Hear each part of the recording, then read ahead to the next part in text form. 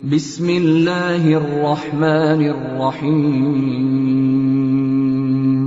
السلام علیکم دوستو، امید ہے آپ خیریت سے ہوں گے۔ دوستو، ہم کسی بھی ملک میں جاتے ہیں تو وہاں کا الگ الگ قانون ہوتا ہے اور ہمیں اس کو لازمی فالو کرنا پڑتا ہے۔ وہاں کا رہن سہن اور کھانا پینا بھی مختلف ہوتا ہے، جو کہ کبھی تو ہمیں پسند آ جاتا ہے اور کبھی پسند نہیں آتا، اور ہمیں اپنا کھانا خود پکانا پڑتا ہے۔ تو لازمی ہے کہ ہم جہاں بھی جائیں، جس ملک میں بھی جائیں، جانے سے پہلے ہمیں وہاں کی کچھ معلومات لے لینی چاہیے۔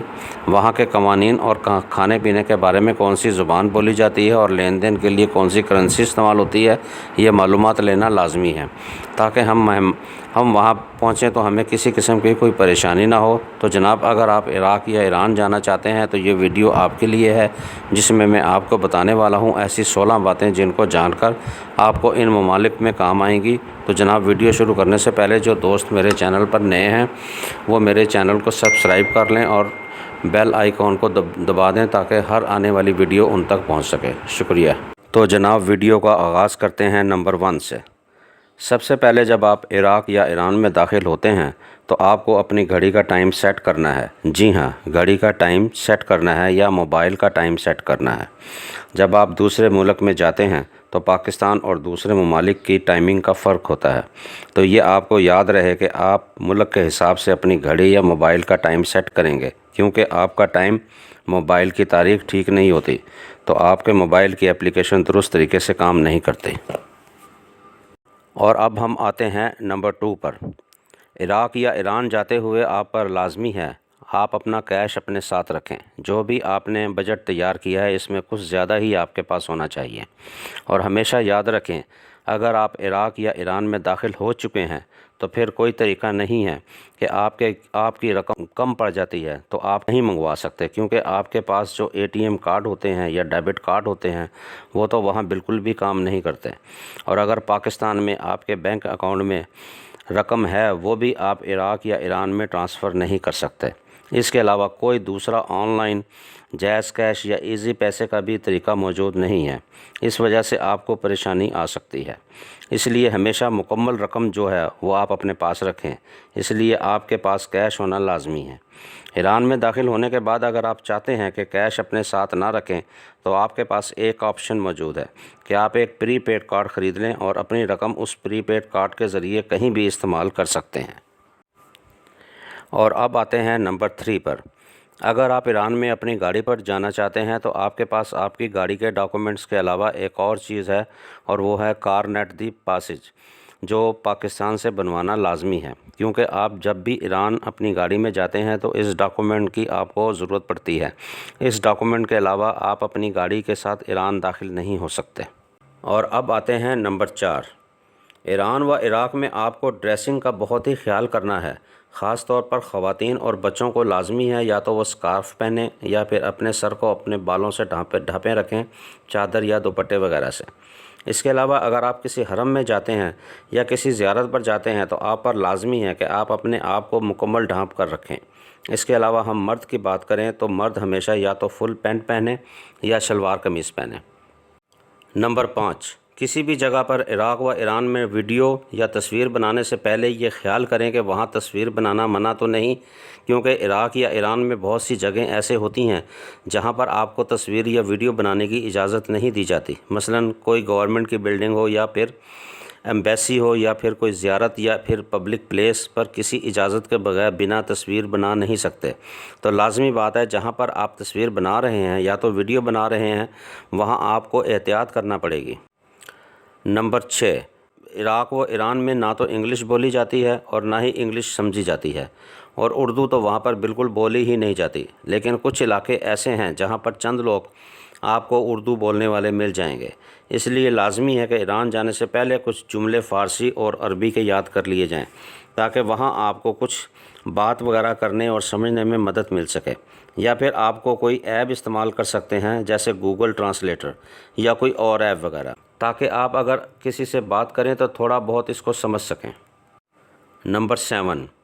اپنے موبائل میں ضروری ایپ مثلاً واٹس ایپ، VPN ضرور انسٹال کر کے جائیں، اور سب سے اہم بات جو آپ کی سوشل میڈیا ایپ ہوتی ہیں وہ وہاں پر کام نہیں کرتی۔ اس سے آپ کا اپنوں سے رابطہ کٹ سکتا ہے، جس کے لیے لازمی ہے کہ آپ اپنے موبائل میں سب سے پہلے واٹس ایپ یا VPN ضرور انسٹال کر کے جائیں۔ نمبر 8، کرنسی میں موجود کنفیوژن کو مکمل طور پر سمجھ لیں۔ ریال کیا ہے، تومان کیا ہے، دینار کیا ہے، ڈالر کیسا ہوتا ہے، ان سب میں کیا فرق ہے، یہ سمجھنا آپ کے لیے لازمی ہے تاکہ وہاں آپ خرید اور فروخت کریں تو آپ مکمل سمجھ سکیں کہ آپ کتنے پیسے دے رہے ہیں اور آپ کو کتنے پیسے دینے چاہیے۔ نمبر 9، اگر آپ چائے کے شوقین ہیں تو یاد رکھیں وہاں پر آپ کو دودھ والی چائے نہیں ملے گی، آپ کو وہاں پر صرف قہوہ ہی ملے گا۔ اور اگر آپ دودھ والی چائے پیتے ہیں تو یہاں سے جو لوگ جاتے ہیں وہ زیادہ تر دودھ کا پاؤڈر ساتھ لے کر جاتے ہیں، اور کبھی کبھی تو چینی بھی اپنے ساتھ رکھتے ہیں۔ لازمی ہے اگر آپ چائے کے شوقین ہیں تو یہ چیزیں اپنے ساتھ لے کر جائیں۔ نمبر 10، عراق یا ایران میں داخل ہونے کے بعد آپ کے موبائل کے سگنل بند ہو جائیں گے، یعنی وہاں پر آپ کے موبائل کی جو پاکستانی سم ہے وہ کام نہیں کرتی۔ تو لازمی ہے یا تو آپ انٹرنیشنل رومنگ سم میں ایکٹیو کروا لیں یا پھر آپ وہاں کی سم عارضی طور پر حاصل کر لیں۔ موبائل سم لینے کے لیے آپ کو پاسپورٹ کی ضرورت پڑے گی۔ نمبر 11، وہاں پر آپ کو ہوٹل میں جو کھانا ملتا ہے وہ زیادہ تر پاکستان کے لوگوں کو پسند نہیں آتا۔ اس کی زیادہ تر وجہ یہ ہے کہ وہ کھانا پھیکا ہوتا ہے اور اس میں مرچ مسالے تو بالکل ہی نہیں ہوتے، کیونکہ وہ لوگ زیادہ مرچ مسالے استعمال نہیں کرتے، جس کی وجہ سے جو یہاں سے لوگ جاتے ہیں ان کو تھوڑی پریشانی ہوتی ہے۔ کچھ لوگ ایسے ہوتے ہیں جو اپنے مرچ مسالہ جات اپنے ساتھ لے کر جاتے ہیں، اور وہاں جس ہوٹل میں جاتے ہیں وہاں آپ کو تقریباً ایک کچن مل جاتا ہے جہاں پر آپ اپنا کھانا تیار کر سکتے ہیں۔ نمبر 12، آپ کو وہاں پر انٹرنیشنل ڈرنکس مثلاً پیپسی، مرینڈا، کوکا کولا، 7 اپ وغیرہ نہیں ملتی۔ اس کے علاوہ اگر آپ جوس پینا چاہتے ہیں تو نیسلے وغیرہ کے جوس آپ کو وہاں نہیں ملیں گے، اور وہاں پر لوکل جوس وغیرہ اور لوکل ڈرنکس ہی ملتی ہیں جو بہت ہی اچھی ہوتی ہیں، اور وہاں آپ استعمال کر سکتے ہیں۔ لیکن کہیں کہیں آپ کو یہ چیزیں مل جاتی ہیں جو کہ بہت ہی مہنگی ہوتی ہیں۔ نمبر 13، ایران کے زیادہ تر شہر پاکستان کے شہروں کے حساب سے زیادہ ٹھنڈے ہوتے ہیں، اس لیے لازمی ہے کہ اگر آپ ایران جا رہے ہیں تو اپنے ساتھ کچھ جوڑے گرم کپڑوں کے رکھ لیں۔ آپ گرمیوں میں بھی جا رہے ہیں تو بھی اپنے ساتھ گرم کپڑے ضرور رکھیں، ہو سکتا ہے کسی وقت بھی بارش ہو جائے اور وہاں پر سردی بڑھ جائے تو یہ آپ کو چیزیں کام آ سکتی ہیں۔ نمبر 14، اگر آپ بائی ایئر واپس آنا چاہتے ہیں تو ایک چیز یاد رکھیں، آپ کا جو ٹکٹ ہوتا ہے اس کے حساب سے ہی آپ اپنا سامان لے کر آ سکتے ہیں، یعنی آپ کو ایک مخصوص وزن ہی لانے کی اجازت ہوتی ہے۔ بہت سے لوگ بہت زیادہ شاپنگ کر لیتے ہیں اور ان کو پتہ ہی نہیں ہوتا، جب وہ ایئرپورٹ پر آتے ہیں تو ان کو پتہ چلتا ہے کہ انہوں نے بہت زیادہ شاپنگ کر لی ہے۔ اگر سامان کا وزن زیادہ ہوتا ہے تو ان کو زائد رقم ادا کرنا ہوتی ہے، اور اتنی زیادہ رقم ادا کرنی پڑتی ہے کہ سامان آپ کو بہت ہی مہنگا پڑ جاتا ہے۔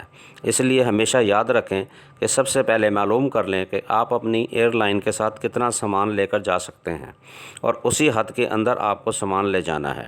نمبر 15، اگر آپ خدا نخواستہ کسی بیماری میں مبتلا ہیں اور آپ اس کی دوا استعمال کر رہے ہیں، مثلاً شوگر یا بلڈ پریشر وغیرہ، تو آپ پر لازمی ہے کہ آپ اپنی دوا کا سٹاک اسی حساب سے لے کر جائیں جتنا آپ کو وہاں پر ٹھہرنا ہے، کیونکہ اگر آپ کی دوا ختم ہو جائے گی تو وہاں آپ کو دوا نہیں ملے گی اور آپ کو پریشانی کا سامنا کرنا پڑے گا۔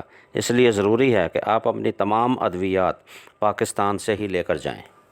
نمبر 16، یہ بات یاد رکھیں، قانون اور رولز کی آپ کو ہمیشہ ہر جگہ پابندی کرنی ہے، یہ آپ کے اپنے فائدے میں ہے۔ اگر آپ وہاں قانون کی خلاف ورزی کرتے ہوئے پکڑے گئے تو یہ آپ کے لیے بہت ہی پریشانی کا سبب بن سکتا ہے۔